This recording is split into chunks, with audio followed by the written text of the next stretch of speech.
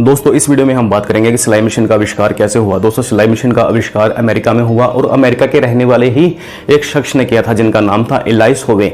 Alias होवे का जन्म 9 जुलाई 1819 में हुआ और 1835 में उन्होंने एक टेक्सटाइल कंपनी में अपना कार्य शुरू किया और दोस्तों तभी से उन्होंने अपना मशीन का आविष्कार करना शुरू कर दिया और 10 सितंबर 1846 में उन्होंने अपनी पहली मशीन बनाई जिनका डिजाइन लोस्टिच को इन्होंने पेटेंट करवाया और अमेरिका सरकार द्वारा इनको पहला पेटेंट करवाने पर इनको पुरस्कार से नवाजा भी गया।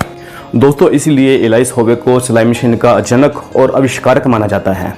तो दोस्तों अब हम बात करेंगे कि भारत में सिलाई मशीन का आगमन कब हुआ। इससे पहले दोस्तों अगर आपको किसी भी प्रकार की कोई भी सिलाई मशीन चाहिए तो आप स्क्रीन में दिए गए अनुसार कृष्णानंद एंड सन्स से किसी भी प्रकार की कोई भी मशीन मंगवा सकते हो, वो भी होलसेल रेट में घर बैठे। भारत के अगर आप किसी भी कोने में बैठे हो तो मैंने मोबाइल नंबर डिस्क्रिप्शन में दे दिए हैं, उनको पेमेंट करो, बुक करवाओ और अपनी मशीन अपने घर मंगवाओ। दोस्तों अब हम जानेंगे कि भारत में सिलाई मशीन का आगमन कब हुआ था। दोस्तों भारत में सिलाई मशीन का आगमन स्वतंत्रता से पहले ही हो गया था। पहले अमेरिका के सिंगर और इंग्लैंड के पफ चला करते थे, पर 1935 में उषा ने अपनी पहली मशीन बनाई, वो भी कोलकाता के कारखाने में। उसके सारे ही पुर्जे भारत के निर्मित थे, सबसे बड़ी बात तो ये थी।